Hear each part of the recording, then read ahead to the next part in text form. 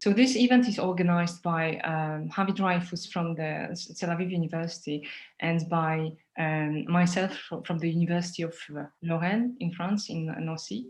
And it's a result of a long-lasting conversation that started years ago when we started to collaborate together. And I'm really happy that this finally happens.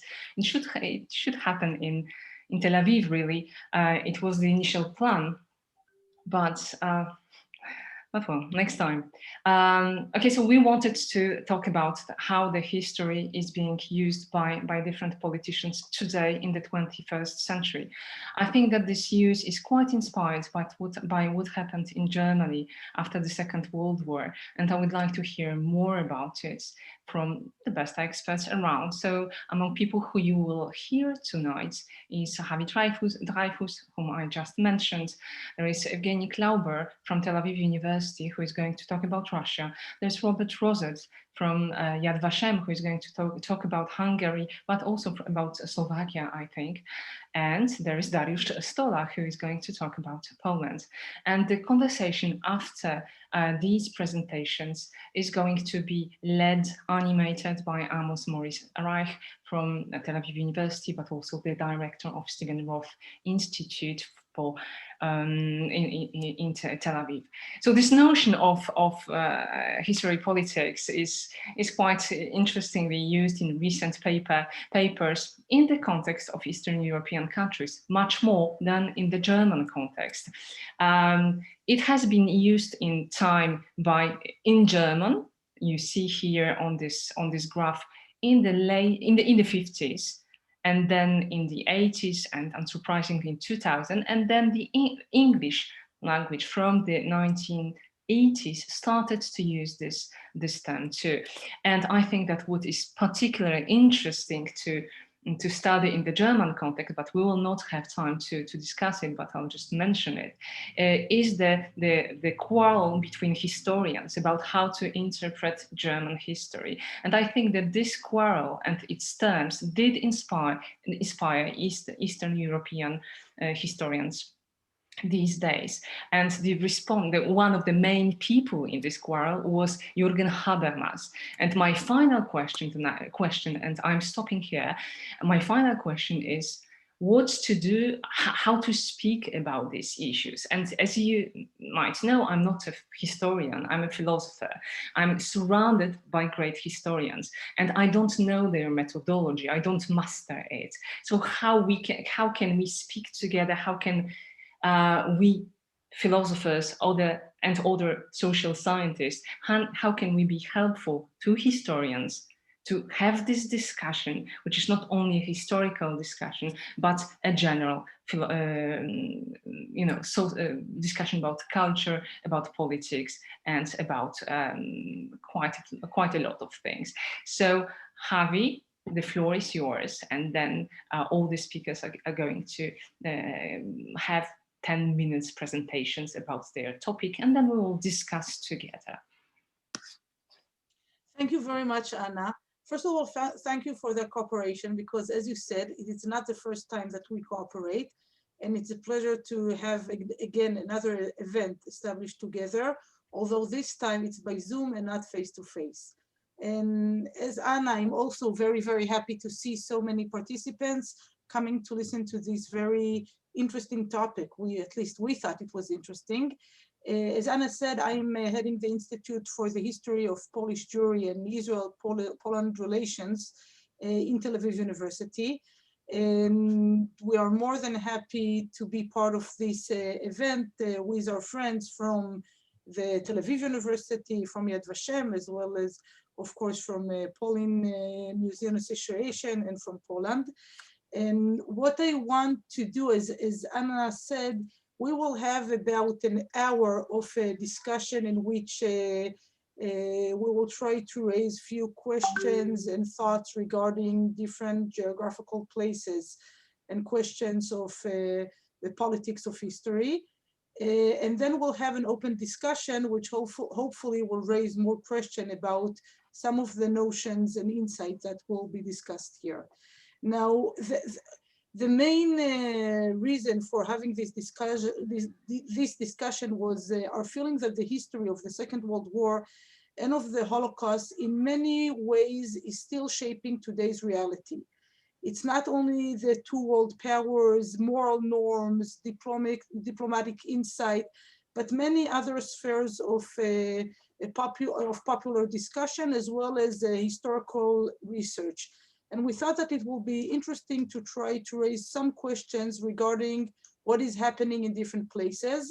I am more into the subject, into the way that those things are shaped in Poland and in Israel, but of course, those are much wider, and I am more than interested to hear what's going in Russia, Hungary, as well as other places. And Rob also referred in his past writing to Romania and to other places as well. So actually the Holocaust and the Second World War are very much present in the political sphere, in the legal sphere, in the cultural sphere, and even in the calendar of each one of those countries, because we have memorial days, sometimes more than one memorial day. And in each place we are trying, not only each country, but many times different groups within a specific country is trying to emphasize different themes or different aspects of those very large historical events. And what is interesting that this political history was apparent not only during the Cold War, where things were quite separate between the West and the East, but they are still apparent today. And I want to raise a few general questions and then refer shortly to some of the things that are happening today in this fair in Israel, which could be later on discussed and elaborated. So one question is, of course, the question of victimhood, and which I think that in many places we can see that there is almost this war of victimhood. Each one of different parties or different countries is trying to embrace the essence of the victimhood, which goes hand to hand with other questions regarding who are the heroes of those nations. And this becomes even more problematic because some of one nation heroes could be those who did very problematic acts in the eyes of a different nation. So there are questions here about heroes and about victims and about people who are part of crimes in their country's eyes or in other countries' eyes.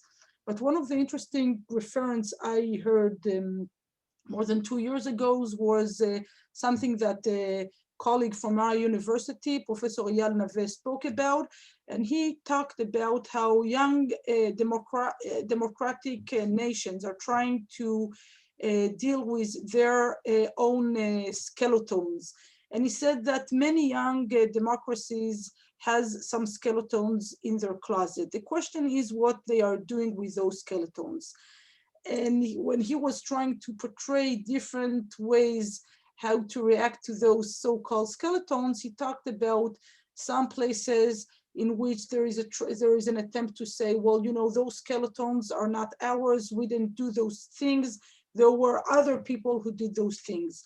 In other places, there could be justified skeletons in which nations can say, well, you know, those acts were done, but they were done rightly so because the people who were harmed by our acts were actually should have been punished for this or that thing that were doing. And of course, one of the reactions of different young democratic nations is just saying, well, we don't have any skeletons at all. But actually, we all have this kind or another kind of skeleton. And one of the interesting things that I think we can see today in Israel, and here I'm going towards more and more the Israeli aspect, is the question if historical narratives are being shaped according to politics or according to specific goals of politicians or not. Now, referring to Israel, of course, one could talk, give whole seminars about the Holocaust in Israel. I'll just say that, of course, the Holocaust was not only a personal trauma for many residents of Israel, but also a collective one. And the Holocaust was apparent in each and every sphere of life in the first year of its establishment, but actually, even today, it's very much apparent. And what is interesting that if in the first years it was more personal experience, my grandfather or my parents or whatever, now it becomes something more communal. It doesn't have to be something that is your own experience, but something that is connected to your past, and that is very, very important.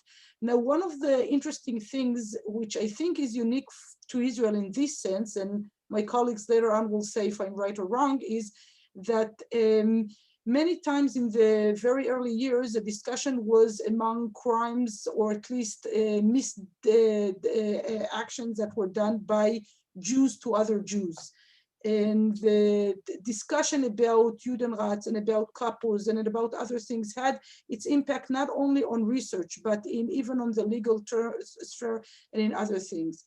And if I'm looking at the historiography, and again, it's only just, a very few points. In the beginning, there was a feeling of some of those Holocaust survivors. I'll mention one of my late teachers, Professor Israel Gutman. The feeling was that people are talking about Nazism, but not about the Holocaust.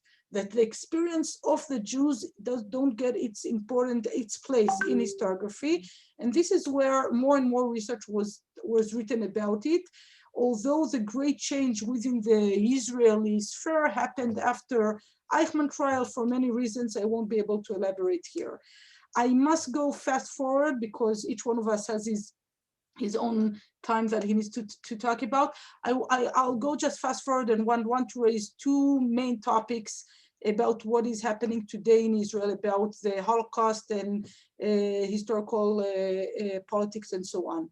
One of them is a question of reactions of historians to different things that are happening in the political sphere.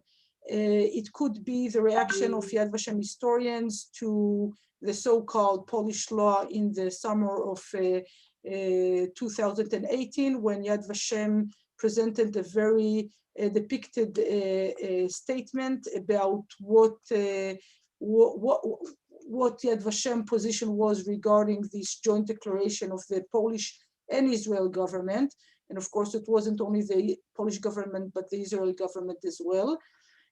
But it wasn't the only time when a question about Yad Vashem actions were raised.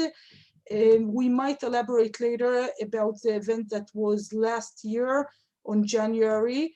And Yad Vashem admitted very, I think, bravely later on that there was a mistake in the videos that were shown in this event.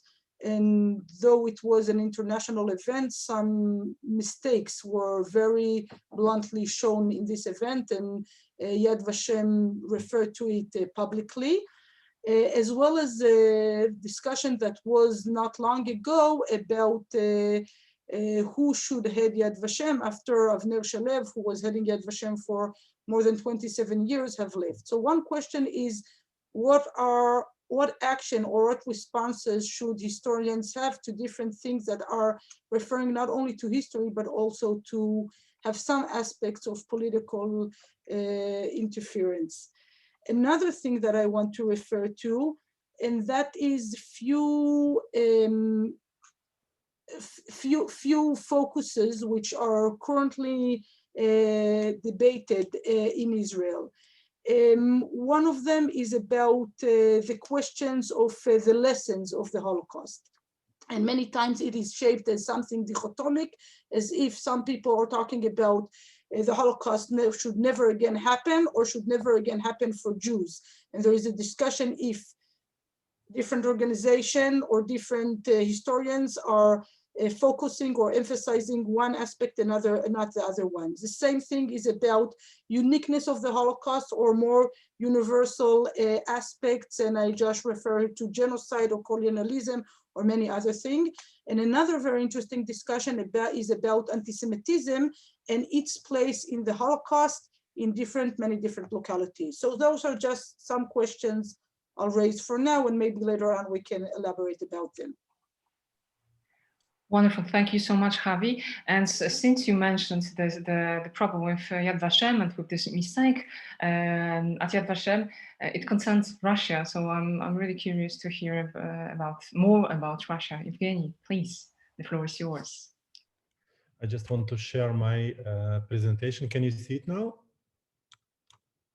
Yes. Just a second. All right.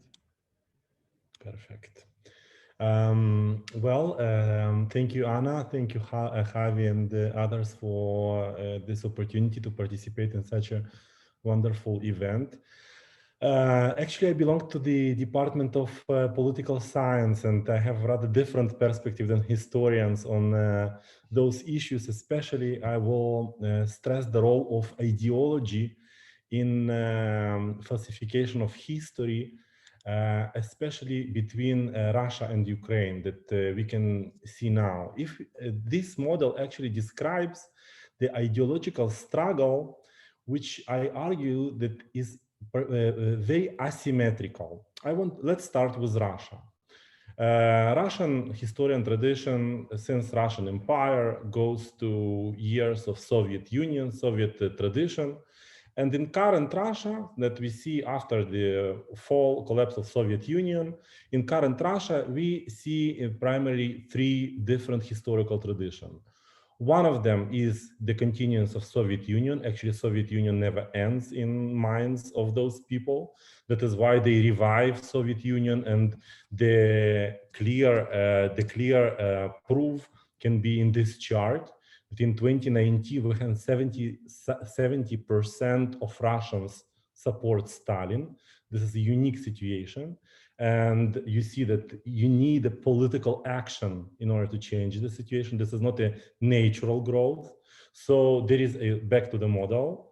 So there is a Sovieticus historical tradition. In addition, Putinism itself, I color it brown very carefully because I don't want to call it fascist tradition, even though some commentators make this historical mistake and call this ideology and this regime fascist regime. I don't think that it's fascist regime, yet it's very authoritarian, it's very oppressive. We can see it now, what happens even yesterday and last week. And Putin decided in 2007, after his München speech, that he will have a messianic role in Russian history. So before 2007, he was obviously a president with one small goal to make money, as he said it, and this is his quote, I came here to make money. But after 2007, he goes through a very important switch. And in this switch, he sees himself as a messiah.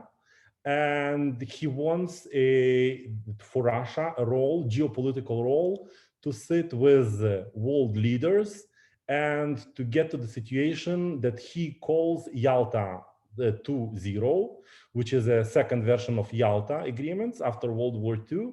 And in those agreements, he and Angela Merkel and Macron and Trump will divide the world. So this is the geopolitical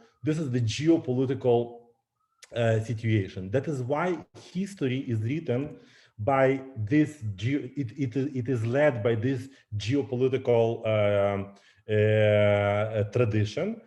And traditionalism is also around. Russia is heavily influenced by tradition from Russian Empire. 1,000 years of Russian tradition were cut for 70 years for Bolshevik communist tradition.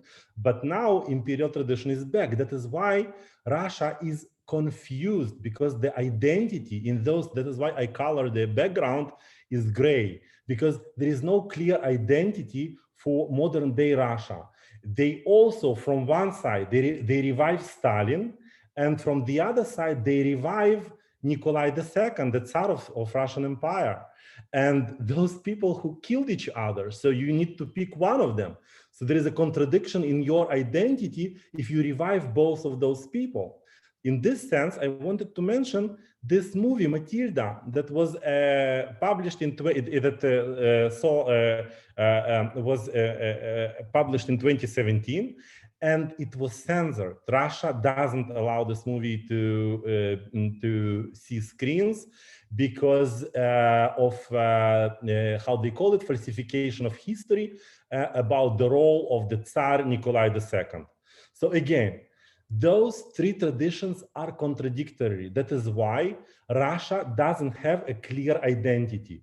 That is why it's a ridiculous situation when you can see now that people are arrested on streets because they are, or not because, I'm trying to figure out why they are arrested, but they are arrested when they hold Russian tricolor flag. So because if you hold this flag, you can be at the same time pro-Putin and you can be at the same time against Putin. That is why when you hold Russian flag, you are arrested for holding a Russian flag. I'm not saying that everyone is arrested in Russia. You saw that just yesterday, 5,000 people were arrested, and they are arrested for nothing. They just go to protest in order to say that they don't like that their president builds palaces and feel that he's a new Tsar and he's this messianic role. However, this is very interesting. This is on a symbolic level that Russia still doesn't have its clear identity. And on 4th of November, which is a day of Russian unity, 70%, and I just looked here at the survey before this meeting, 70% of Russians actually don't know what it means 4 in November, which is a national holiday. I cannot imagine for Poland or for Israel or for any other day, I cannot imagine that Americans do not know what is 4th in July. I cannot imagine, but in Russia, this is the situation, and this is not because they are ignorant. Some of them are. However, this is not the situation. This is the situation of broken and not a identity which was not, which is not clear, which is found in conflict and contradiction. Now, since 90, we have another actor here, which is Ukraine. And in the Ukraine, we have completely different historical tradition. Ukraine is influenced also by Homo Sovieticus. Indeed, you see that some remnants of Soviet Union in Ukraine continue to exist. The remnants of nationalism, Ukraine is very nationalistic government, far right, they also have very militant groups in Ukraine. The liberalism, which is a Western tradition, which is also in crisis, and postmodernism, which is something that comes from 70s and 80s, and now it's very, how to say, fashionable in Ukraine, because many Ukrainian scholars and political science scholars receive their education in Canada and United States, and they are deeply influenced by postmodernist tradition, and postmodernist tradition wants to hear the voice of unheard people. That is why they want to tell the story of Ukraine by telling the story of Tatars in Crimea, for example, right? This is the idea of postmodern history. Now, why there is a contradiction between Ukraine and Russia in interpretation of history? Because if you see those ideologies, they completely, the debate is asymmetrical. For tradition, what is the opposite, for example, for postmodernism? There is no opposite. What is the opposite of liberalism? It's fascism. Fascism doesn't exist anymore. Or any kind of not liberal political ideologies. What is the opposite for nationalism? It's again liberalism. So Ukraine deals with liberal nationalism issues and Soviet remnants, and they have absolutely no common language to negotiate with Russians, because Russia continues to interpret the history and falsificate the history according to Soviet tradition. So Ukraine offered a new vision of history, which was influenced by those 4 main ideologies, when Russia continues 3 main traditions, which all of those traditions, take a look, both traditionalist and Soviet tradition and Putinist tradition are extremely authoritarian traditions. So Russia continues to, that is why when we talk about Holodomor, right? This is the event when you can take Jewish genocide, you can Holocaust, you can take a look at any genocide in the history. You will always see the debate about numbers. Also in Nakba, you will see the debate about numbers. Some historians, like new historians, Benny Morris and others, they argue that it was less than a million. Some argue that it was about 1 million of Arabs who were expelled / left from the lands of British mandate, right, when Israel was established. So it will be always argument about numbers. But in Holodomor, this is not just an argument about numbers, because it's not a minor mistake, because some argue that it was 3 million victims, some argue that it was more than 12 million victims. Whom to believe? You will never find such a gap in none of the genocide. And why? Why two different visions of Holodomor?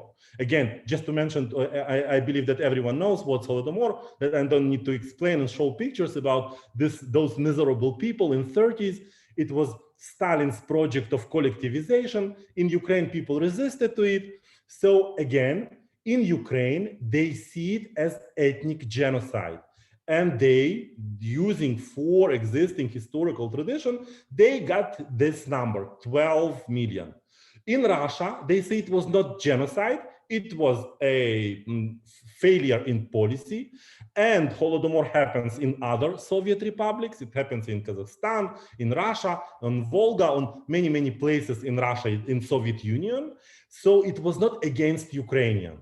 So you see, this is 2 different interpretations of Holodomor. One is liberal, and the other one is Sovietic. So what is liberal tradition? When we talk about liberal interpretation of genocides in general, liberal tradition always, in all cases, sacrifices life.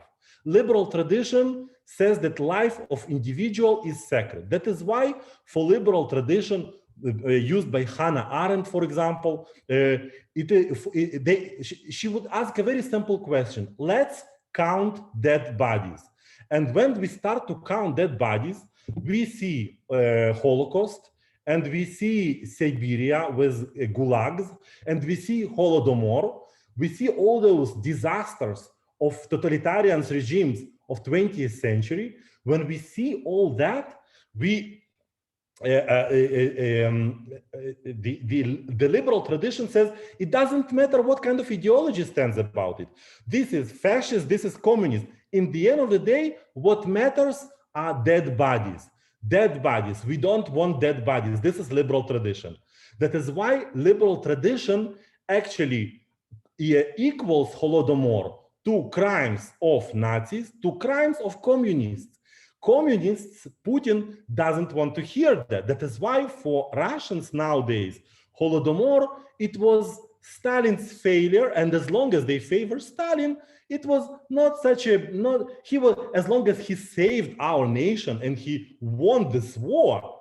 And again, here comes falsification of numbers, falsification of the price of this war, falsification about who started this war. Think about what kind of war Soviet Union enters this war together with Hitler when they signed in 1939, August 1939, Ribbentrop-Molotov Act, and they divide Poland. Soviet Union ends this war as completely different war. So as a war with Poland against Hitler. So this is already something different.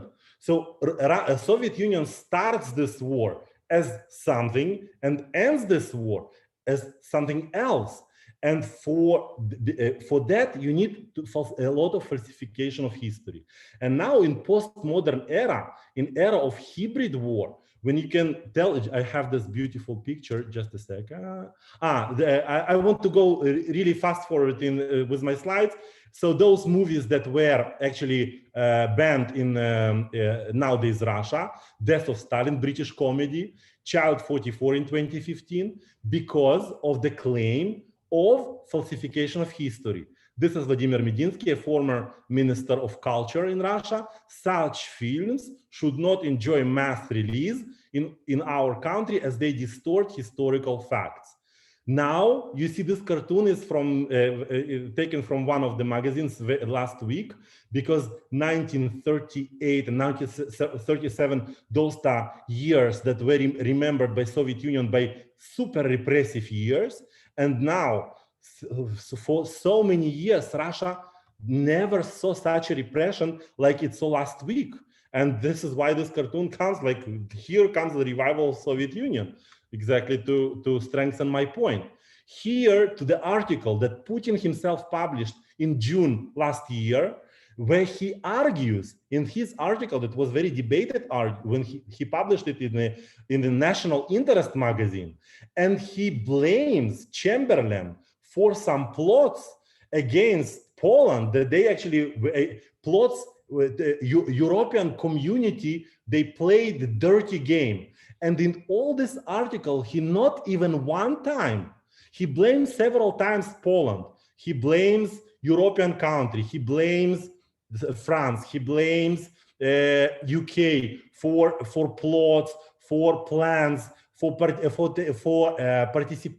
collaboration with Hitler, but he never mentions that Hitler also has a responsibility for this war. Imagine how about that? This is falsification of history. And this happens on the level of the president, right? The president actually, this is his vision. This is his geopolitical vision. So his vision that he is a victor and he continues the war and he goes to Yalta 2-0 and he accomplishes World War II. How he accomplishes it? By dividing the world. This is why he attaches Crimea in 2014. That is why he goes to Georgia in 2008, because he continues World War II in his mind. He actually continues to divide the world, and he has legitimacy for doing that because he truly protects interests of Russian people, of Russian civilization. And here I will give you a quote, which is a very dangerous quote. And this is not quote of al-Baghdadi, the leader of Daesh here from our region. This was said by President Putin. Others, and he talks about the West, they will die in hell when we will go to heaven, right? This is a quote, you can find it. It was said in Valdai meeting in several years ago. And this is what the leader of nuclear power said. This is a very dangerous situation. So again, Hitler and Stalin are described in this honeymoon that continues in 1939 after the Ribbentrop-Molotov agreement. So Putin now revives it. I want to stress your attention. In Soviet Union, Ribbentrop-Molotov was out of discourse. It was completely banned from political discourse because it was treated as a failure of Stalin. Today, it changed 180%. Today, they argue that Ribbentrop-Molotov was the greatest and the smartest thing to do for Stalin. So it was a great diplomatical deed that Stalin did in 1939. Just wanted to show you one interesting book that was just published last year about falsification of history, that actually this guy argues that falsification of history is the basis of Putinism. This is the basis. It all built on never-ending lie. The lie never ends. It's like, the daughter is yours? No. The palace is yours? No. What is yours? I saw just joke now before I entered this meeting, and they argue that daughters of Putin also belong to some oligarch, because after this investigation of palace, one oligarch actually declared just yesterday that the palace belonged to me. This palace is not does not belong to Putin. So now they start to make a joke to whom his daughters belong, because everything is done in secret. This is Soviet tradition. You never know the health of your leaders. You never know what is the situation. This is not a lucid situation when you know what is the health condition. Like the strongest guy in the world, who is the Obama, when he entered the White House and he started. Do I have 2 more minutes to finish? Almost known, but please, I mean. 2 minutes. 2 minutes. I will finish. Okay, good. I started to say about a joke about it's not a joke. This is a real thing. When Obama entered the White House and he brought with him his health reform, he was fighting against smoking. So and he entered the toilet and he started smoking, and he was caught by some journalists. So you see, this is the democratic leader. He is always given to critiques. He's always giving to accountability. Not in case of Russian leaders. In Russian leaders, it's all in secret. No one knows how many wives he has. No one knows how many daughters he has. He calls him woman number 1, woman number 2. And no one knows. He never said that these are my daughters. So this is falsification of history. It's a nature of this regime. I'm done. I think that I'm done. Wonderful.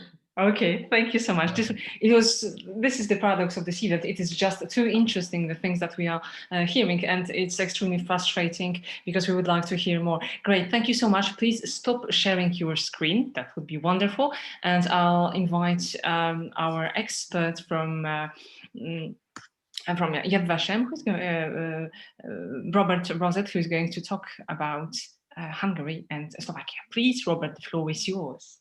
Yes, thank you very much. And first of all, thank you for inviting me to take part this evening. I'm going to talk a little bit differently. I want to talk a little more hands-on and try to describe a little bit about what's going on in Hungary, and then say a few words at the end about Slovakia as well. Hungary, if we used to have the Iron Curtain, now Hungary is behind a language curtain. People don't know so much because people don't speak Hungarian. But some of this stuff has come out in English in other places, and some of it is more well-known than others. The late Dean of Holocaust Studies about Hungary, the late Professor Randolph Braham, already in 2014 wrote an article in which he explained that, first of all, that distortion of the Holocaust already occurred during the communist period, which we all can understand, because the communist period, it wasn't looked at in an objective way and wasn't really spoken about in the way we speak about it in the more liberal world. But then he began to identify what had been happening in the post-communist period. He was already seeing this in 2014, and many of these things are still with us. He talked about the rehabilitation of the Horthy era, between the wars era of Hungary under Admiral Miklos Horthy, who was the regent, and he talked about the revitalization of the national Christian principles that guided Horthy's period, which of course then we understand, because now after the communist period, Hungary, like many of the post-communist countries, is looking for anti-communist heroes. It's looking to make its mark as against the communism that was there. And so nationalism is important. And you can see this also in Viktor Orban's idea about illiberalism as well. This is all, he was already putting a finger on this already 7 years ago. The other thing, another point he already saw, was trying to absolve Hungary from the guilt of the Holocaust and placing it on the Germans. Basically, the way I've said it when I've spoken in many ways is that we love our Jews, we're sorry they were killed, but we didn't do it. And so trying to not take responsibility, he already saw this is happening then as well. Another thing he talked about was trying to deflect attention from the Holocaust by focusing on the positive experiences of Jews since the emancipation in Hungary in 1867, and about rescue. And I think that when we talk about other countries in Europe as well, we know that there's a tremendous emphasis on the righteous among the nations and not always in context. So he already saw this happening in Hungary around 7 years ago. And again, these things have continued. Around the time he was writing, we already had 2 controversies that were in the public sphere. One of them was about the House of Fates, the museum that was being planned. and that theoretically is still being planned, although I don't think anybody really knows very much about what's happening with it. But an initial program came out, and the program that came out really tried to skirt around any aspect of Hungarian responsibility for what had happened to the Jews in Hungary during the Holocaust years. It was deeply criticized by many people, including the IRA, we at Yad Vashem, the late David Cesarani at the Royal Holloway. A number of people really criticized it deeply. And theoretically, they're still working on, honestly, I don't know where it is. Maybe somebody in the audience knows where it stands. Sitting here in Jerusalem, I haven't heard much in a while. So anyway, this was one thing that came out. Another thing that happened around the same time was a monument was put up in Budapest to all the victims of World War II under the Germans. And so what it did was it really made an equation between Jews who were murdered in the Holocaust from Hungary and Hungarian citizens who died because of the occupation, the fighting in Hungary and other things. And of course, we understand that these are vastly different, and there was a great public outcry about it. But the monument went up, and there were protests for going on for a long time, even though it still ended up going up. So today, when we talk about what's going on in Hungary, we're still talking about things like the rehabilitation and glorification of public figures. And there's a number of them. It's still ongoing. Horthy is one of them, and he is put forth, again, as a glorious leader by many people, but there's discussion about it. There was an incident about somebody named Balint Holman that came out already 6 years ago, who also was a minister of education in Hungary during the war years. He was deeply anti-Semitic, a member of the parliament still even during the German occupation, because the parliament continued. They wanted to put up, again, a statue to him. There was a lot of discussion about Balint Holman. In the end, it wasn't put up as far as I remember. Last year, there was discussion that came about because of a program now part of the education system of required reading, and 3 authors who had been discussed already from 2012, but for some reason this really only surfaced last year. 3 authors were being discussed publicly. One was Joseph Nero, another Albert Vasch, and another Dejo Sabo. And I just want to say a few words about these men and understand why there's a controversy. They've become required reading in the curriculum in Hungary. But who were these men? Well, all 3 of them were ardent Hungarian nationalists.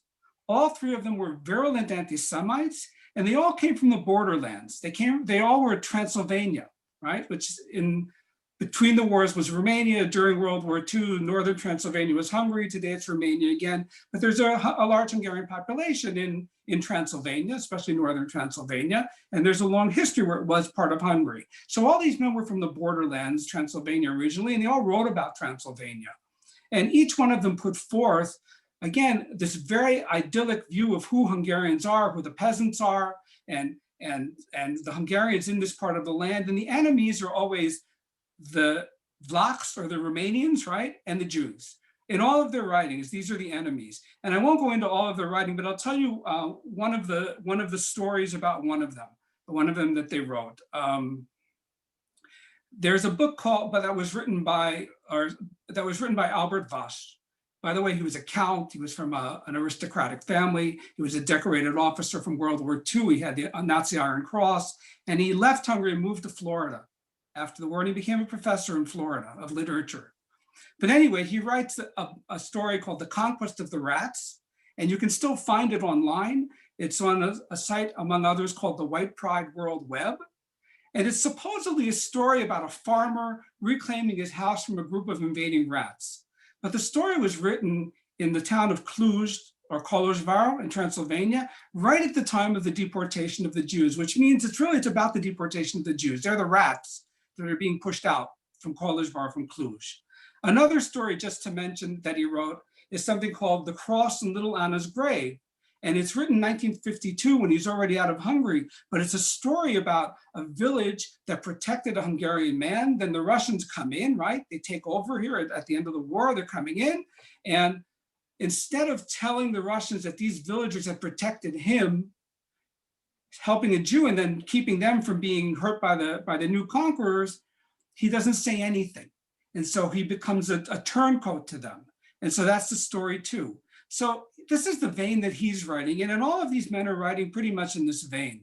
But still, they're all strong Hungarian nationalists, strong Hungarian patriots. So the part of them that's anti-Semitic, the part of them that distorts the history of the Holocaust and what they're writing, you don't pay attention to it. You can still make them part of the national curriculum. And again, there was a great deal of discussion about all of this in the press in Hungary, and even some of it came outside of the press as well. The truth is in Hungary that academics are deeply involved in the discussion.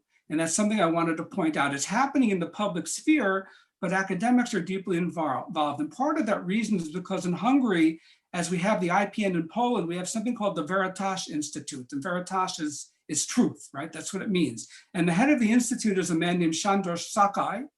And he has written many times in glorification of Horthy. He wrote a PhD about the Hungarian gendarmerie, in which he admits that the gendarmerie had a role in the deportation of Hungarian Jews, but he still sees them in a very idealized way. And in an interview that he gave a number of years ago, that he gave not too long ago, he said the following. Let me just find his quote. He said this: public opinion of the Royal Hungarian Gendarmerie was definitely positive until 1945, when the communists began a smear campaign against them. The Royal Hungarian Gendarmerie was a disciplined and regulated law enforcement body that provided public services for the Hungarian civilian population. So he's saying the communists smeared them, but of course, people who know the history of the Holocaust in Hungary know that the Jews were put on the trains by the Gendarmerie. That's who put them on the trains. And it was part of their work under the Interior Ministry and in coordination with Eichmann's commando that was there, the German commando, but they're the ones who carried this out along, again, with local police and others, but they're the main people carrying it out. And so it's not that they were smeared by the communists, but that's how he's twisting it. So this kind of thing coming out of the Veritas Institute has been opposed in the public press by the most important scholars in Hungary about the Holocaust and World War II, like Laszlo Karsai and like Christian Ungvari, who has written about World War II. They have both come out trying to show the historical record based on documents as opposed to the kinds of thing that Szakai and his Veritas Institute have been putting forth. So here there is a very steep discussion going on all the time. Veritas, which is a government-sponsored institute, right, as opposed to the academics who before and continue to try and delve the history of the Holocaust in Hungary based on the documentary evidence. I just wanted to say a very quick word about Slovakia, and that's, I have to admit, I'm not as well versed in it, but twice now I've written the introduction to an annotated bibliography about the Holocaust in Slovakia put out by my friend, Professor Pavel Meshchin. And he talks about some of the distortion that goes on. He points it out in the annotation. And I just wanted to say that he mentions a number of people who are very involved in distorting the history of the Holocaust. One of them is Milan S. Dorica, and he calls him today the foremost distorter in Slovakia. And he's written a number of books. And for example, in his biography of Tiso, Meshchin writes, another non-objective and non-historically based apology for the Slovak state. It can be said that in this case, it regards a selective accumulation of facts that are supposed to confirm myths about the Slovak state. He works by the same method, whether he's evaluating the personality of President Tiso or other historical events and figures. So you have people like this who are, again, feeding a narrative that idealizes Tiso, who was the head of Slovakia in the time. It tries to put aside their role in the deportation of the Jews from Slovakia and the anti-Jewish acts that occurred in the period, again, to idealize it very well and put forth a very strong nationalistic, anti-communist message, similar to what's going on in Hungary in many ways. So it's not just Hungary, it's not just Slovakia, as we'll hear again, it's not just Poland. This is something that's going on in a lot of places. And again, the reasons for it, I think, one of the main reasons for it is the search for a usable past. After the communist period, this tremendous desire to create a past that make people feel good about their country and that they can live with, and finding heroes that they can live up to, and basically sending us the message that even if these heroes had a role in the persecution of the Jews, well, the Jewish lives don't matter all that much. Much more important is the national narrative that we're trying to put forth. So, okay, well, I'll stop there and then wonderful. Thank you so much, Robert, concerning the end of your what you said. The search of past is, of course, essential, but I would add here still the feeling of injustice. There is something that is going on here. Not always justified, sometimes a bit justified. I'm sure that we are going to go back to this question during the discussion. So now our last plenary speaker, Dariusz Stola from Polish Academy of Science. But Dariusz Stola was the director the Pauline Museum, the Museum of Life, the Museum of the History of Polish Jews. Not only he's an expert in his field, he wrote extensively on the last exodus of the Polish Jews from Poland in March '68.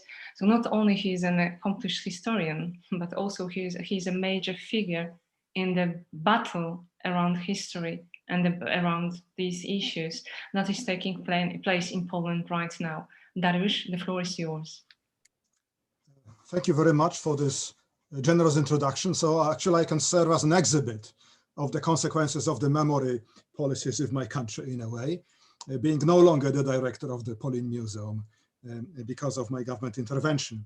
But I would like to spend my 10 minutes, I would try to be short, at least relatively short, in explaining a peculiar development, namely, not such a long time ago, when I was speaking at conferences on memory of the Second World War or memory politics, Poland was a poster boy.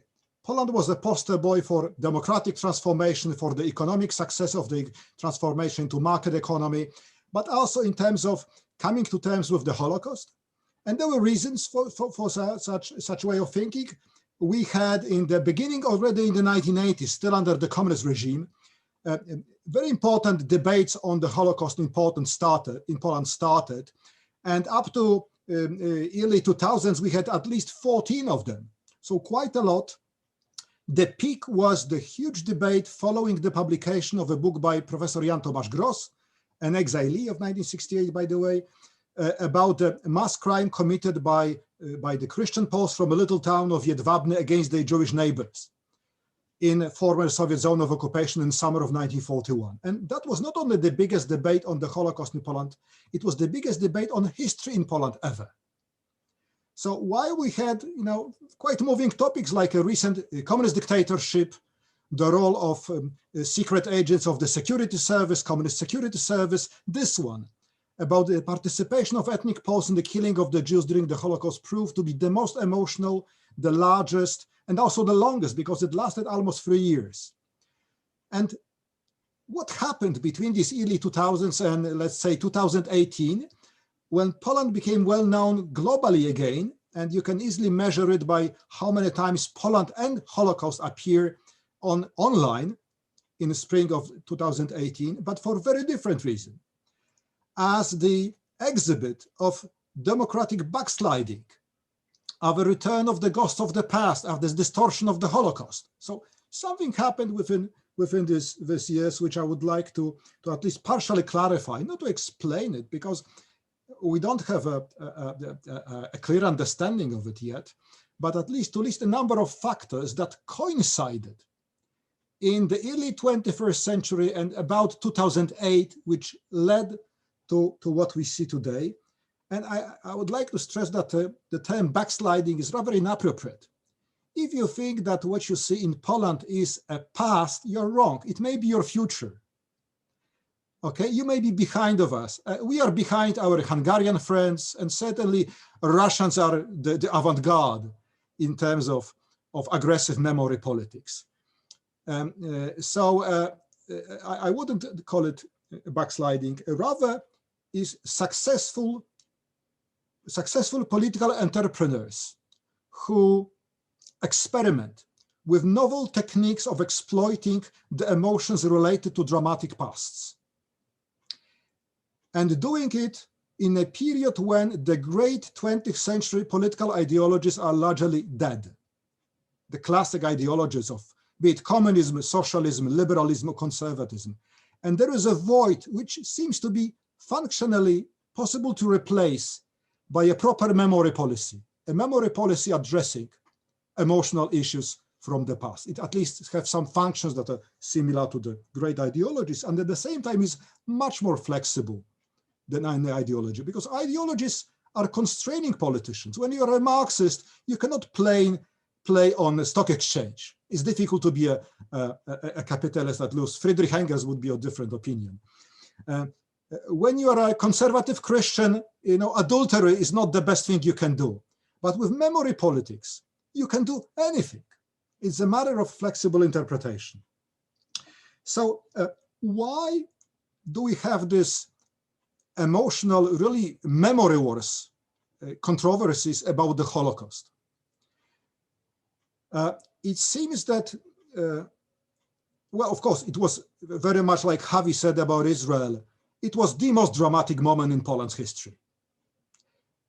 First, well, Polish Jews made most of the Holocaust victims, but non-Jewish Poles, and I include here Polish Ukrainians and the Belarusians and Germans, made another about 3 million people. And by the way, to my knowledge, Poland is the only country in the European Union having no reliable estimate of war losses. So we don't know. 5.5 million, maybe more than 6 million, nobody knows it. And it tells something about the experience of war. Moreover, thinking about the Holocaust happened in German-occupied Poland. It was the scene of the Holocaust. And also in Poland, as well as in Ukraine and Belarus and the Baltic states, it was most visible, much more visible than, let's say, in Hungary, where Hungarians could see their Jewish neighbors being deported to Poland. In Poland, Belarus, Ukraine, many people had an intimate experience of watching the Jews being killed in front of their eyes. And only then we are starting to understand what may be the consequences of singing. So it's certainly these debates were emotional. And then something happened in the early 2000s. I would like to list a few of these factors. So first of all, we can see at the beginning of the 21st century the emergence of a new, much more active, aggressive memory policy. You have seen that I don't use the term Geschichtspolitik, because in Poland, we historians are trying to defend history against memory policy. We say to politicians with memory, do what you want. Don't touch history. This is our turf. Don't do it. We believe that that history is about academic history. This is a disciplined knowledge about the past, while memory is much more flexible. By the way, it's not the actual memory of war. It's the imagination, the images of war that people have. There are few survivors of the Second World War now to really remember. So what people remember is mostly films. By the way, people who have the greatest influence on the image of the memory everywhere are American filmmakers. You know, when I was trying to understand where my students have the images of war from, these were American films. So my image of war was formed by Polish communist and Soviet war films. Their memory is made in Hollywood. So we see in the early 2000s with the establishment of the Institute of National Remembrance, and a few people mentioned this institution, a new government agency to deal with the past. Initially, it was to deal with the communist period primarily. Then it was extended to cover also the period of the German occupation.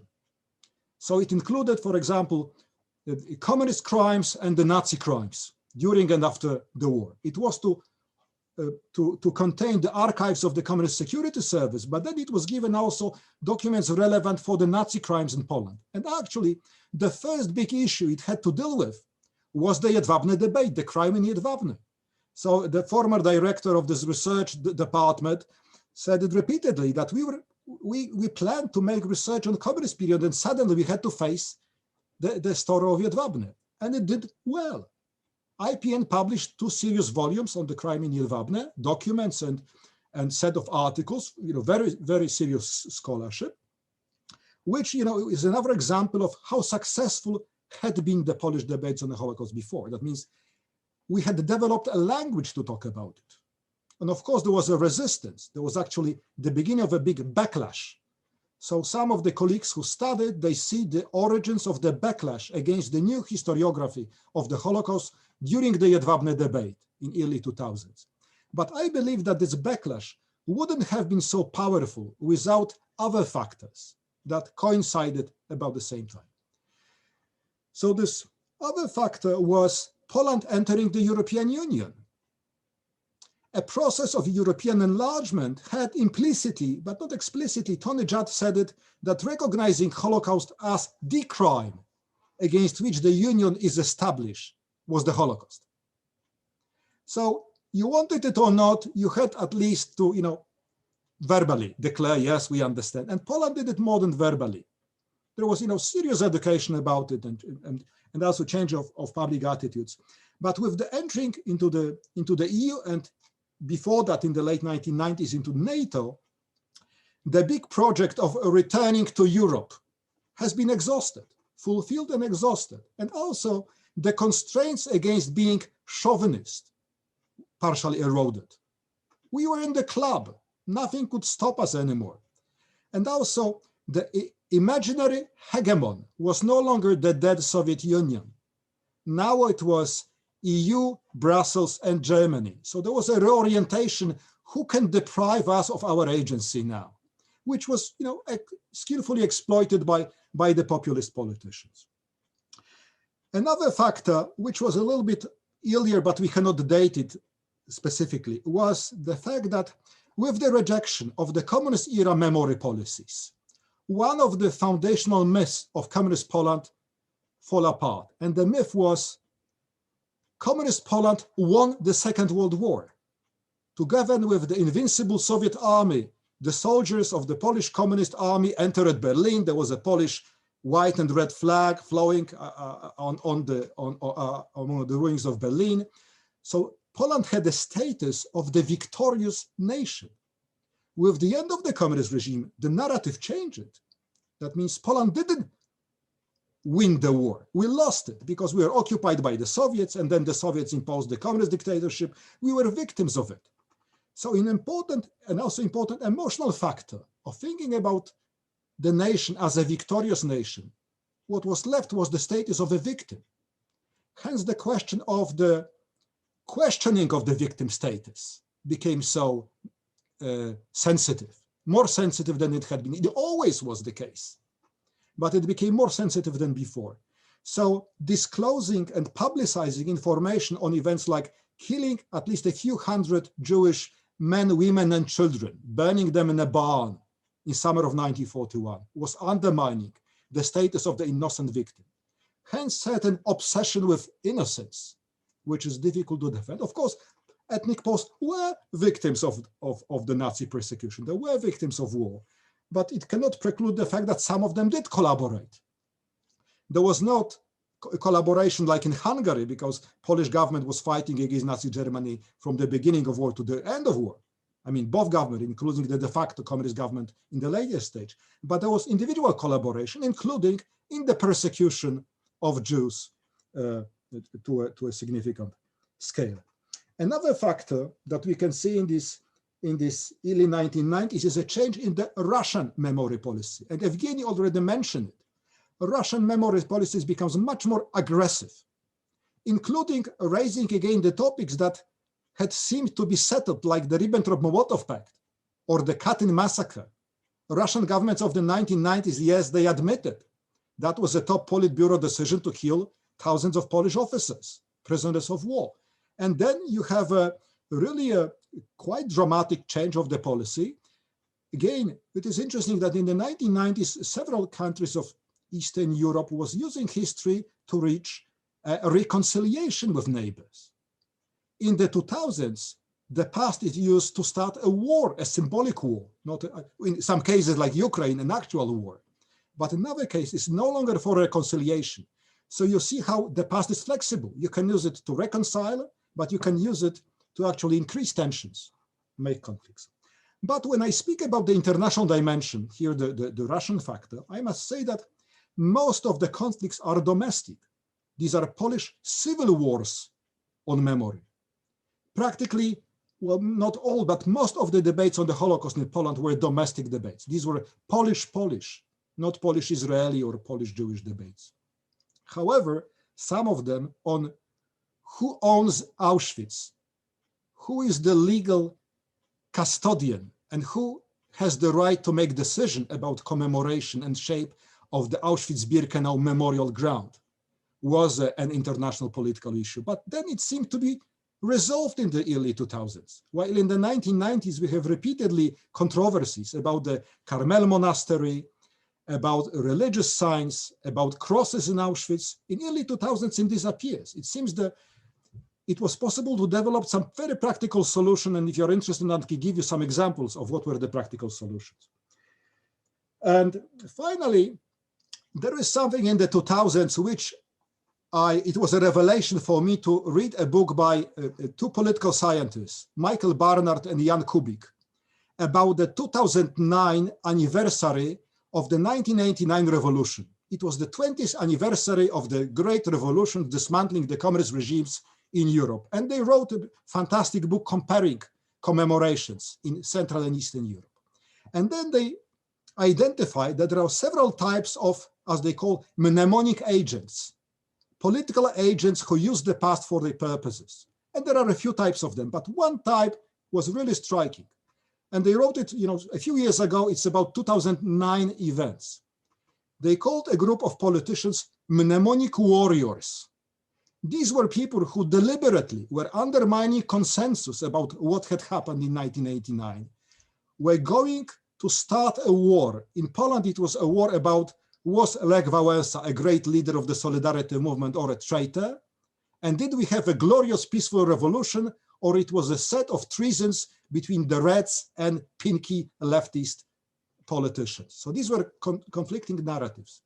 Okay, they identified two politicians in Central and Eastern Europe who were mnemonic warriors. Guess who? Orban and Kaczynski.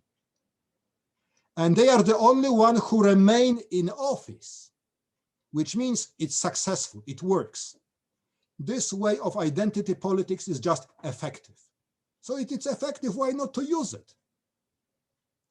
So I believe that memory wars in Poland were for domestic reasons, that using strategies to disrupt consensus, kind of a minimal national consensus about what kind of past do we have, what we can be proud of, was deliberately disrupted because it did pay off. It was really successful. And finally, the final factor comes from abroad. It's global. And this is why we can talk about Poland, Israel, United States, Hungary, and Philippines, and other countries. And this is that the Polish debates on the Holocaust that I mentioned in the 1990s, early 2000s, these were debates in the printed media, dailies, weeklies, monthlies, printed media. After 2010, all these debates are online, Facebook, Twitter, YouTube, which completely changes the dynamics. Now the rules of discussions are established by a few of very wealthy people in Palo Alto, California. They decide what we see, how we see, and clearly they capitalize on it. And it's obvious that the algorithms prefer highly contentious, emotional, and controversial topic. They make the memory warriors win even stronger than they were before 2010. So Polish debates on the past are different today. There are different winners and different losers. And I'm afraid they keep going in the wrong direction. We have seen in the last week a trial of two of my colleagues, Holocaust historians, who are facing a legal harassment, not by a government, but by a non-governmental organization who is very close to the ruling party and financed by the government. So I'm afraid it's not the end of the story, but don't think it's a past. It may be your future. Thank you. Thank you so much, Dariusz. This is exactly the kind of analysis that I would be totally unable to do, and this is why historians are so essential to understand what is going on in politics today. Thanks so much. Amos, the floor is yours. I have lots of questions, but I promise that I'm not going to talk anymore. So first of all, thank you very much. Thank you, Anna, and thank you very much, the speakers, and thank you very much for this very important and significant event. You probably most of the people probably don't know me. I come from a different context. I come from the history of science and the history of racism and anti-Semitism, and mostly in the German context and the Jewish context. So I have the disadvantage and advantage that I'm external to the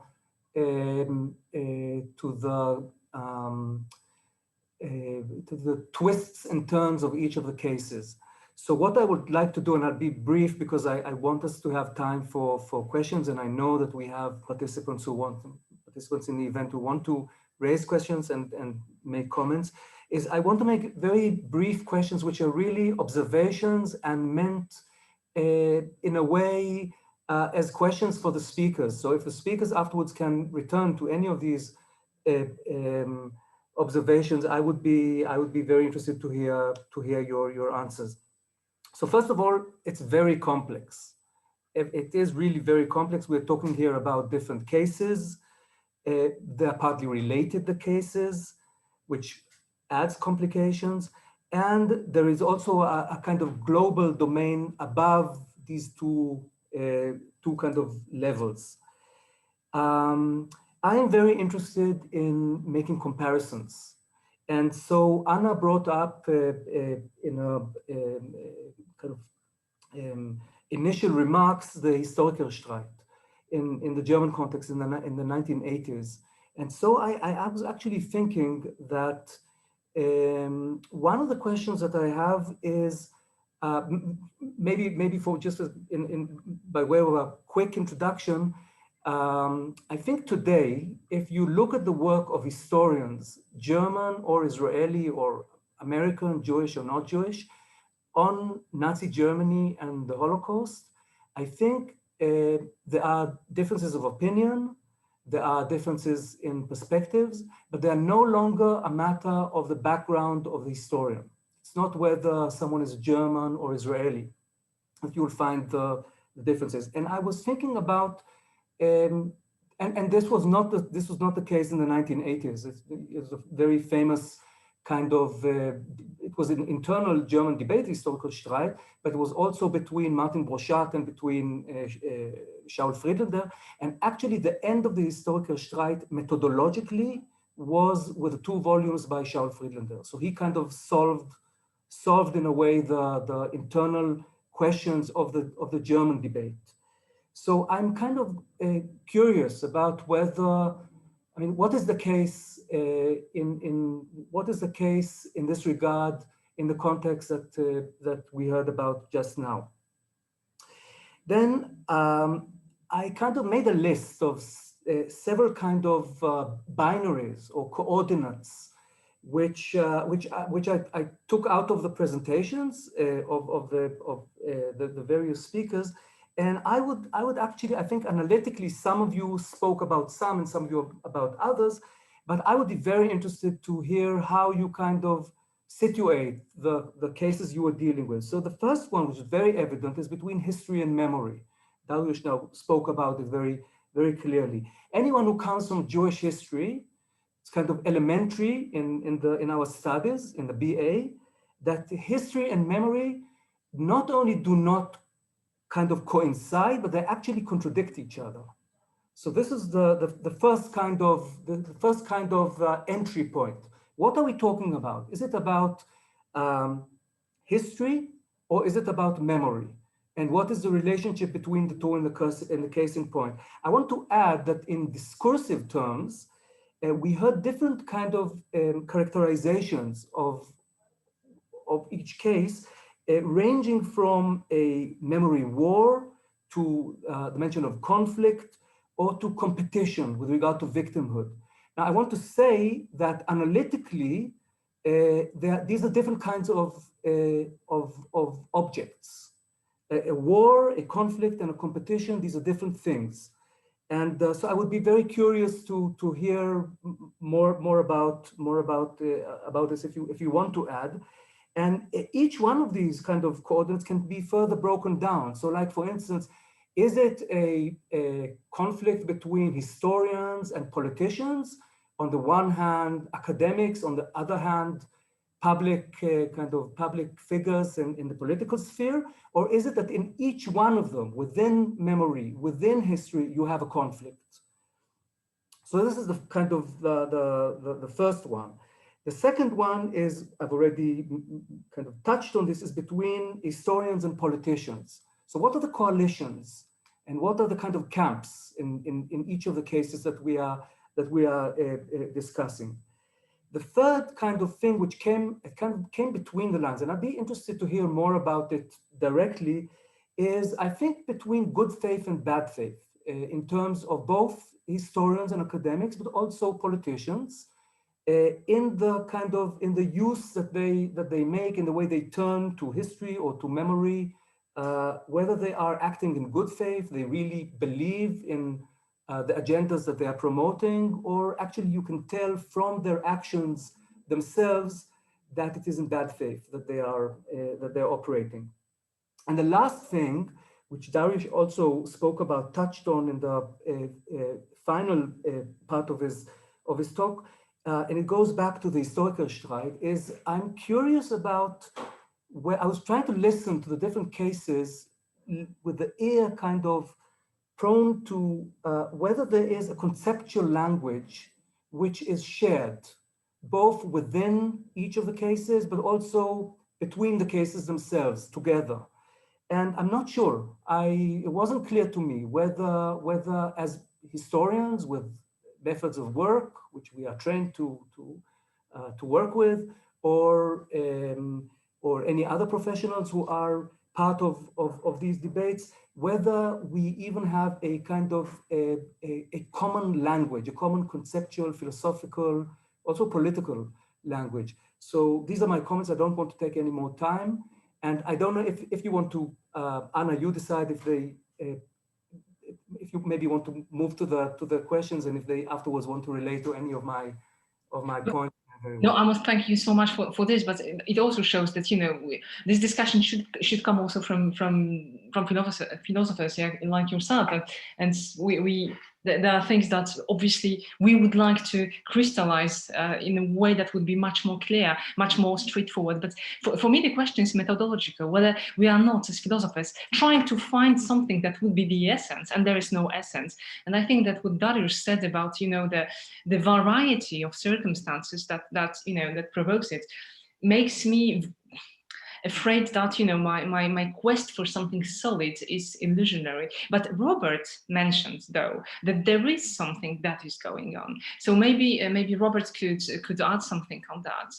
And then anyone, I mean, please, all the speakers, whomever among the panelists, please put your mic on and continue. Well, I think what you're referring to is when I talked about looking for a usable past, right? Is that sort of something that's going on? I think that a number of us who have been dealing with the issue of Holocaust distortion, Yehuda Bauer has been talking about this for a while now, usable past. A number of us have written about that idea as well, and that's part of what's going on. Again, as Darius showed us, there's a lot of factors here. There's not one factor at all, and not all the countries are the exact same. But I think there is something to the fact that, especially in the post-communist countries, we have a lot of this discussion of memory politics going on, particularly because, again, during the communist period, the way history was looked at, and then what happened afterwards, and the beginnings of trying to address history, and I guess in a more liberal world way of looking at history, and then all the reactions and boomerangs that have come since then. So I think that's one of the reasons. I wanted to, one of the things Amos said struck me a lot, and that's, again, memory and history and the relationship between the two. I had the great fortune of studying with the late Professor George Mossa. And if you had asked me when I was a young doctoral student studying with George, what is historians supposed to do? Our main job is to break myths. And if I want to translate it, the myths are the memory. I mean, the way the public understands its past is usually kind of mythical. And what we historians are doing is trying to anchor our understanding of the past in the documentation, in the historical record. And I think the part of what we're doing, those of us especially that are writing and involved in education afterwards, we're trying slowly to have those things filter down, our understanding based on the sources, to filter down into the society to affect what we would call the memory. And by the way, I really agree with Darius Stola that it's not really memory we're talking about. I never like the use of that word because it's not people's individual memories most of the time anymore. It's the memories of things they heard or studied or whatever. But whatever, the public discourse about it, that we're trying to have this filtered down. And what's happening is that there's a lot of interference in this. That's how I feel when I look at it. And it's very political and ideological, most of it that's going on. And I think that was brought out by some of the others who spoke as well, that's really, that the politicians and the politics have a lot to do with this, and that also some of the historians latch on to the politicians and their ideology for whatever reasons they're doing it, and as opposed to the historians that I hope are still working the way we were trained to work, and to not have our conclusions until after we've looked at all the information, and to try to understand it as objectively as we can, put our biases aside, all those things we're taught to do as historians. Some of our fellow colleagues aren't doing that so well, in my opinion. That's part of what's going on as well. And so that you get an academic underpinning of sorts to some of this argumentation, which is not really historical, but not really based on the historical record. Okay, I'll stop there. Thank you very much. Thank you for the presentations. They are very good in diagnosing when we are right now, especially in Central Europe. My question is, where's the remedy? So what can be done? What are the actual movements we can take as scholars or politicians or activists in order to prevent and to make the truth attractive again? So how do you make the truth attractive, especially in social media? I have an idea, my belief is that we are lacking debates. I mean, I remember still 10, 15 years ago in Poland, the things that Dariusz Stoller was describing. So this large historical debates, 14 of them or 15 of them happening at the same time, they were real debates. I mean, we have actual scholars meeting and debating, and there was a culture of debate in there. I have not seen a good debate respecting certain tradition of debate in the last 10 years in my country. And that's, I think, a problem. And if we can bring back the tradition of debating those issues, I think we may have a resolution for this politicization of history and memory. Thank you. Thanks so much. I think it's a very interesting question, although my hope for an easy solution as the one you propose is not that huge. Okay, Anna Lolua, the floor is yours. Thank you, and I want to thank all the speakers for their very interesting presentations. And I had questions for Dr. Klaube and Dr. Stoller, if I may. So my first question, since Dr. Klaube talked about these different traditions in historical discourses and narratives in Russia today, I wanted to ask whether this fascination with traditional imperial history is also part of Soviet historical narrative, especially during World War II. There were so many links made to deeper historical past. It seems to be that they are very much related to one another, and I wanted to know how you see it, even though I have to say that I'm not very favorable to the terms Homo Sovieticus, but I just wonder how you see these two related to each other. And to Dr. Stoller, I had a question, since you mentioned that politics of memory and if I understood it correctly, history and memory, there are of course differences, but since you mentioned that you don't like the term politics of history, how you differentiate it from politics of memory, because since you also dealt with museums and exhibitions, isn't it politics of history what museums do? Do not they exhibit history? Why you differentiate and how you differentiate between the two? This is my first question. And I also had another question. Let me think. I think I forgot it. Okay, thank you so much, Anna. That's perfect. It was very interesting too. So yes, if I may add, there was also another point that I was thinking. You also mentioned that there are deliberate attempts to somehow to make an obstacle for this nationwide consensus on the past, and I wanted you to reflect on what is it needed for? What do we need consensus on past nationally? Why do we need it? Why is it so necessary? Do we need it? Thank you. Thank you. The consensus is looked for if you are looking for the idea of folk, I guess, of the people, right? The united people. Anyway, it's not me who is speaking. I would like to invite Dariusz Stoller to say something regarding the questions that you have received or the remarks that you have heard from Amos, and then Robert, Evgeny, and Javi. Yes, first I would like to respond to Amos. Very perceptive question on what are the historians? What are the positions of historians? And I think there's really a key question. It's very much about one of the pillars or the factors of the problem is the erosion of the authority of an expert. Another coincidental factor, which is closely related to the expansion of the new media, the so-called social media. so historians are the experts. In the 1990s, early 2000s, politicians were calling historians into the debates, Holocaust-related debates and other debates, to calm them down, to depoliticize them, to focus on specific issues and look for a solution. And actually, at least in Polish, I don't know what's the meaning in English, but in Polish, discussion is a conversation which is to lead to a shared conclusion. We don't have them anymore. We have clashes with the objective to demobilize potential supporters of your opponent, mobilize your supporters.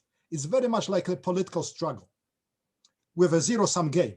How many people follow you, how many people follow me? It's not to reach a shared conclusion. Even in the great debate on Jedwabne, when there were some nasty statements on several ends of the spectrum, there was the core looking for a shared conclusion. Do we need to have it? Of course, not on everything. It's impossible, first. It's not necessary. But I believe that nations need a minimum consensus on some past. We need to have a past, not complete, not coherent, but a past we need. And especially countries which are so past-oriented like Poland or Israel, I believe. So I think this is a precondition maybe for a deliberative democracy, maybe. And again, I would love to imagine an ideology which could replace this consensus. I cannot now, and I see that may be a reason why memory politics is so important, and my mnemonic warriors, who not only don't care about destruction, but who want destruction of consensus, may be successful and spreading. So about going back to the question of historians, so the historian population of historians was much less divided than the general public and other people active in the debates, much less divided. I can claim that the success of many of the debates of the 1990s, early 2000s was a consequence of the fact that the debate started among historians in the 1980s. And I'm now seeing an eyewitness of it, Antony Poloński, that the origins of the Polish debates on the Holocaust were the Polish debates with the foreign historians, Israeli scholars, American scholars that started already under the communist regime with the relative liberalization of the Polish regime in the 1990s. So historians were not so much divided, and there were legitimate discussions, such as, do we need more of critical history or monumental history? The idea that the proper academic history is critical history is relatively recent. It has how many, 150 years now? I mean, for European history is a recent idea of what is the objective of history. You have centuries of history serving the monarch, serving the ruler. So academically educated historians were mostly sticking to the idea of critical history as a precondition of any other history. The question was of proportion. And I think this is the reason why at present we can see a massive investment by the government into alternative institutions. So first of all, the Institute of National Remembrance, which is a government agency, but you have really a lot of historians working on, much better paid than historians in the academia, but having to respond to the orders coming from the superiors. Or a new institution established relatively recently ago, Pilecki Institute, which is IPN soft, more intellectually advanced and less aggressive towards the opponents, but it's very well controlled. So I see it as establishment of parallel academic or pseudo-academic institutions which are to replace the academia sooner or later. Very much like you have parallel museums on some specific topics. You have two museums of the Solidarity movement in Gdańsk, for example. If you cannot control a narrative about the past, you establish a parallel narrative, or you make, like the Russian propaganda do, you just sow confusion. And here, historians, the critical academic historians, are the enemy, I say. Hence the efforts to intimidate them, silence them, and clearly you have a chilling effect of the 2018 law. Young scholars will think twice before they start researching the Holocaust in Poland. And for good reasons. Why to be slandered in the national media for any reason? So a question of good faith, bad faith, I have examples of both. And on both sides, actually, in the past there were many sides. One of the outcomes of this memory wars is polarization. That means two poles, not several. There were more than two in the past on various topics. And the tendency is to reduce them to binary situation, which is a war situation. This is what happens during the wars, not in these discussions. In discussions, the job of intellectual is to distinguish, to provide increasingly sophisticated, nuanced understanding of things, which means having a multipolar perspectives on the same topic. This is not the tendency. And the question is, why is it helping? And the difference between memory politics and history politics, it's our, I would say, not very much effective way of defending the relative autonomy of academic history making. Because people are doing history, not in terms of making big events, but reproducing past events in various ways. Many people do. Reenactment, films, computer games, popular narratives. Plenty of people do it. We academic historians believe that our narratives are better, are more disciplined, are more open to falsification, for example. So that was our way to somehow defend this not such a big field. You know, Poland's not huge, it's a middle-sized country. I suppose I know most of the historians of the Second World War and the Holocaust in my country, against the intrusion by politicians, saying, okay, you do the memory politics, okay, as you wish, but leave us alone here. I think I have responded to the questions. Thank you. Lovely. Thank you so much. Robert, the floor is yours. If you want to add something, if not, no worries. No, I don't have a lot to say. I just wanted to say that in the same way that governments interfering with historians, just to say that in Hungary, one of the changes that occurred in the last year or so is the way academic research is being funded. And the government has become much more involved in that, and that's changed, and it's curtailed to a great extent the freedom of academic inquiry. And what I hear from some of my colleagues there is they're having a very, very hard time now just to get projects going and things because of the way this has changed. So the interference of government into academic inquiry is a very problematic thing that's been going on. Maybe this is the joining element, actually. Maybe this is the thing that joins all the events that we are talking about. Well, some of it, again, is more direct and some of it less direct. But yes, there's government aspects to things here and governments giving direction, I would say. That's part of what we're seeing is going on. And again, the independent academic inquiry is under a shadow in many places now, much more than it was in the past. In the past, again, you could have, based on the historical record, different interpretations, and we historians could argue about them. And that was reasonable, and that's what we did, and that's how we wrote books and gave lectures and everything else, and that's fine. But the things have changed again, as I agree, they've become much more polarized, and it's very much because of ideologies of the governments that have become more involved in a number of places in that.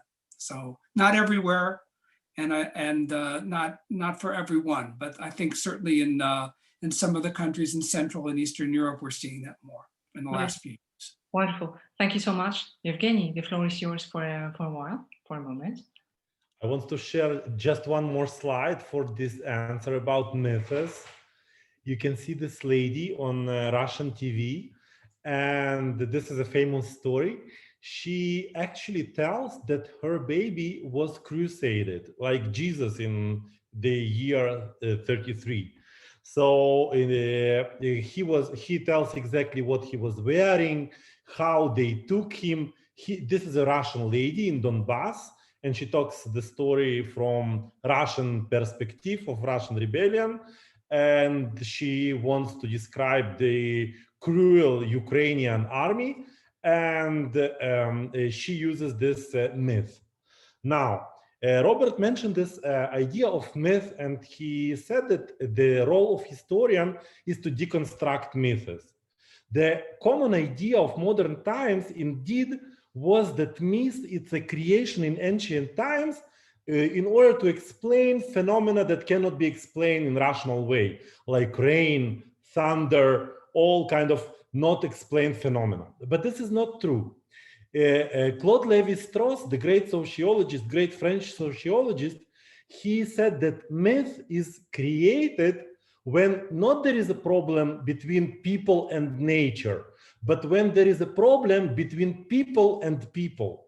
So myth is a problem, myth is invented when there is a problem between people, not between people and nature. So here in this case, obviously you see a clear lie, a complete invention of myth. This, of course, today everyone knows that it's a myth, but there are too many myths that continue to exist. But this is an invention of myths. So myths never disappear. They're part of writing the history.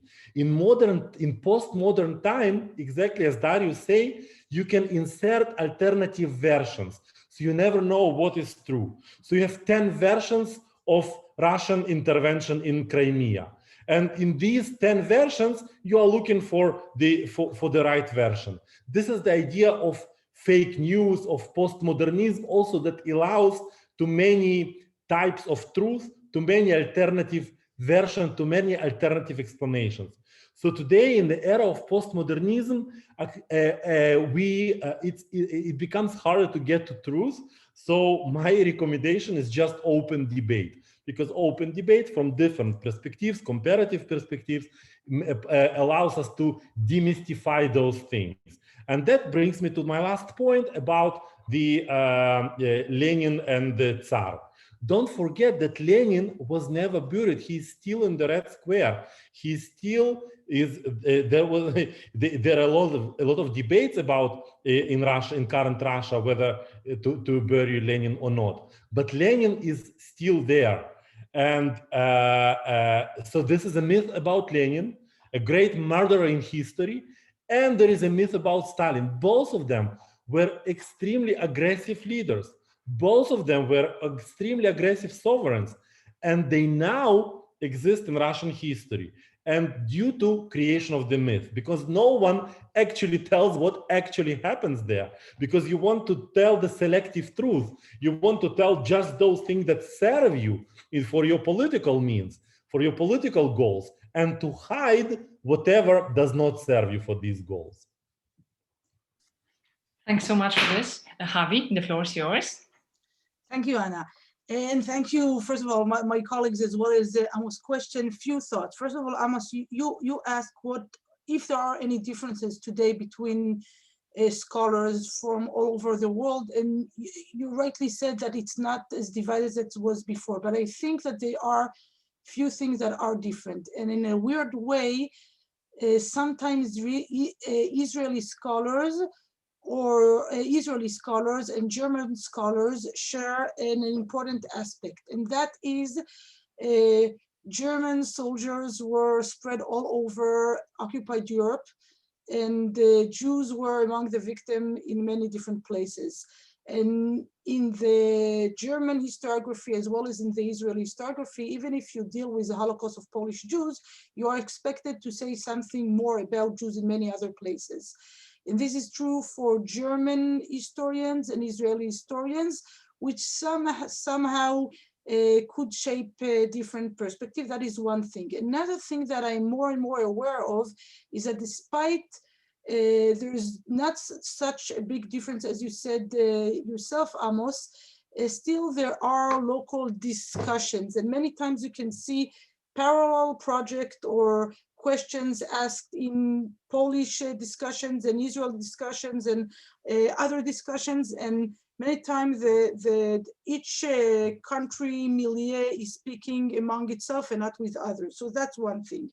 Now, thinking of what you asked about history and commemoration or memory, and hearing my colleagues, I was thinking that maybe the main point is that in each one of those countries, in each one of those nations, there are some things that are put in the center and some things that are pushed aside. And the question is not only what do we remember, but also what do we not want to remember. So Yevgeny was talking about some of the aspects, and of course, Putin doesn't like to talk about the years of 39 till 41, when he was, of course, in a pact with Hitler, or the fact that Soviet Russia stayed in Europe many years after 1945 and wasn't only a liberator. Hungary, as Rob said, doesn't want to talk about the Gendarmeria that was part of sending the Jews, or about those working groups and many other aspects. And Poland as well is very much occupied in the murder of the Jews, and really contribute a great deal of dealing with murdered Jews during the Holocaust. But I think that the main thing is that it deals with Jews who were killed by the Germans, who were, of course, a majority, but is trying to put aside, as a nation, the many cases, which of course also occurred, in which Jews were killed by the local society, and that is true for Poland and other places as well, Lithuanian, Hungarian, Ukrainian, and so on. And the question, of course, is not only about those nations, but of Israel as well. What is Israel is trying to emphasize, and what is Israel putting aside? And in here, I think that many times, really, the larger context of the Second World War, if it's the Holodomor, if it's the Polish suffering, the occupation of many other nations, the question of genocide, and many other things are not known as they should be known in the Israeli historiography, and that is an important thing. I was also looking at some of the questions which we didn't have time to read aloud, but I would want to answer Jan Kubik, who referred to how do we encourage plural discussion if we set any boundaries, for example, refuse to engage with Holocaust deniers. I think the problem is even more complicated, because when you have a Holocaust denier, that's easy. You know that he's not basing his saying on documents, he's not obligated to the historical truth, whatever you will define it. The problem is that today, and Darius referred to that, you have an attempt to some kinds establish a competing historiography. And in those places, it's not a Holocaust denial, but it's a Holocaust deterioration. And that is very, very problematic. And here I find myself many times asking what and how we should respond to that, because it's referring to the Holocaust. It's not the whole context of the Holocaust. And that, of course, is problematic. I also want to say something very shortly, and that will be my last thing, regarding what Tomasz Cebulski wrote. And he said that in the case of the EPN law from 2018, it had some kind of a positive thing, because there were rather an increase in interest and research of the Holocaust. And here I want to say something very clearly, because many times it's being presented as if this law was not officially taken, and that things are much better and so on. And I want to stress two things. First of all, in that law, in the correction to that law that was approved in the summer of 2018, an important change in the EPN role was inserted, and that is that the EPN is today obligated by law to defend the good name of the Polish nation. And the fact that there is such kind of a national institution, as Derek said, it is an institution that is well paid, and this is its obligation. This is a true problem for historians who deal not with the good name or the bad name of this nation or that nation, but what comes from the sources. So that's one thing. And another thing, it's true that the criminal route was blocked, but the civil route was widely open. And actually, in some aspect, we can see the results with a trial which was already mentioned by my colleagues of Professor Barbara Engelkind and Professor Jan Grobowski. So I am not very much happy with the results of that law, although it, of course, rose a lot of debate. So that were some of my thoughts.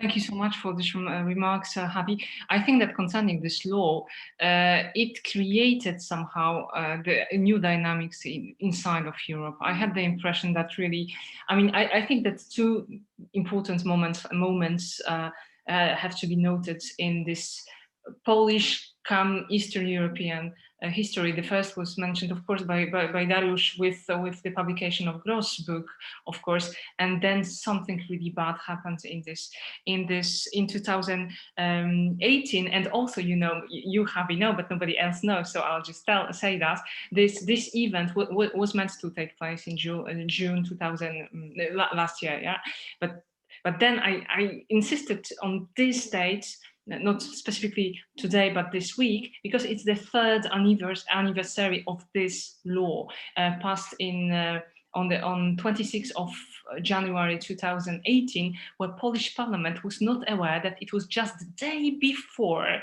the anniversary of the liberation of Auschwitz. Now they know quite well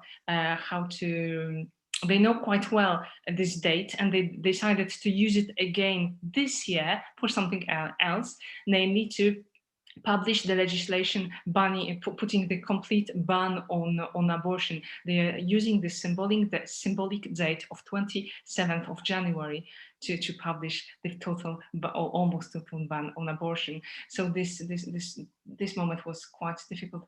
With the entrance of Benjamin Netanyahu, who somehow managed to forget this law. Everything that happened in 2018, the failed Visegrad summit in Jerusalem, all those events, then they created a new dynamic that probably re-emerged after the pandemic. Yeah, sorry. Any final? Sorry for the questions. We have no more time, and really, maybe the last remark by Professor Jan Kubik, who was quoted by Dariusz Stoll at some point. So Professor Kubik is with us. We have many great guests. I mean, thank you so much for being with us. I'm really humbled by the presence of names on my right side of the computer. Professor Kubik, please, the floor is yours. Can you hear me? Because I'm not sure if my video works. Yes, but thank you so much for this terrific discussion, and I wish we had more time to continue. I would like to appeal to you, given what's happening with Professors Grabowski and Engelking. Last year, I was the president of the Association for East European, Slavic, East European and Eurasian Studies, and I am still a member of the executive committee. And as I am listening to you, I am corresponding also, apologize for that, with the members of the executive committee. We are already preparing a letter of protest, and we will be sending a request to American Historical Association to join us in this letter, and maybe other associations.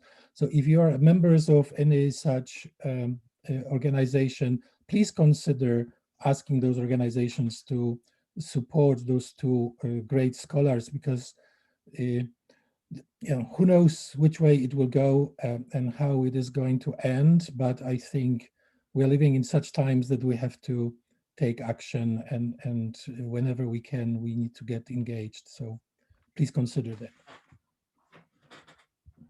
Thank you so much. That was very helpful, and yeah, very helpful phrase. And we hope really that it's not that this is the last episode of this bizarre story. Okay, any remarks, dear panelists? If you would like to add something, Amos, maybe you would like to close the discussion with some philosophical remarks. No, just to thank everyone, and to thank you, and to thank all the people who joined us this evening. And yes, this is a discussion that will be continued. It has to be continued. Totally. Thank you so much. Thank you, Javi. Thank you. And we also should thank Dror Segev, Dr. Dror Segev, from my institute, who was very much helpful in really making sure that this event will become true. So thank you, Dror, for that. And thanks, of course, to all of the panelists for the time, and all of the guests. Dror, thank you very much. Do you want to say something? Pleasure was all from my side, as I say.